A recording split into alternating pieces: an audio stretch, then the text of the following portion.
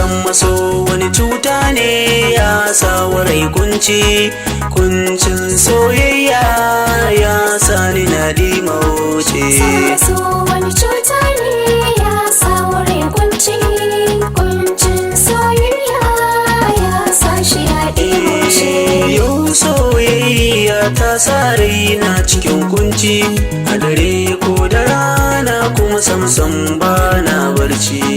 Dan san maso wani shi ya saka na halin takaici, na afkatar kwanso kuma zuciya na kokawa. San maso wani cuta ne ya sa warai kuncin soyayya ya sa shi ya dimauce. Wataran ina gida sai na fito domin na hutawa, sai na ga wata kyakkyawa kuma zuciya ta yi yabawa.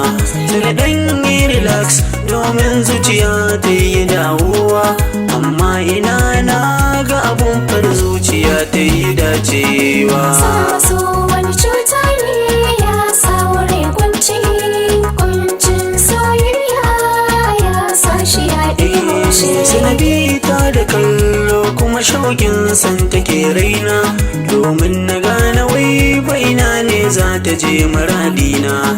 Ina nan sai ta shiga gidansa Amina, sai na yi godiya gun sarki rabbu mai duka kowa. San maso wani cuta ne ya sa warai kuncin soyayya ya sa shi ya dimauce.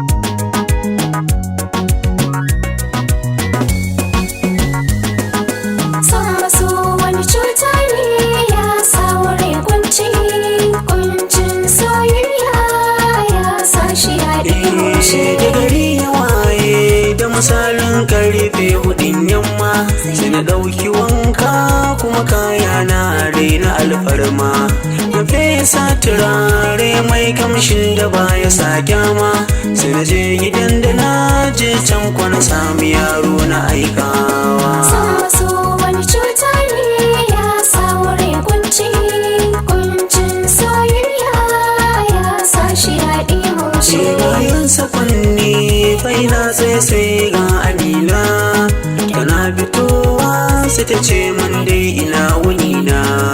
Na ce Amina tambaya farke ta ce tana cina, na ga wata kyakkyawa kuma zuciya ta yabawa. San maso wani cuta ne ya sa warai kuncin soyayya ya sa shi ya dimauce. Ina nan sai ta ce bar ta yi mun iso gunta, tana fitowa sai ta ce ta amsan bukatata.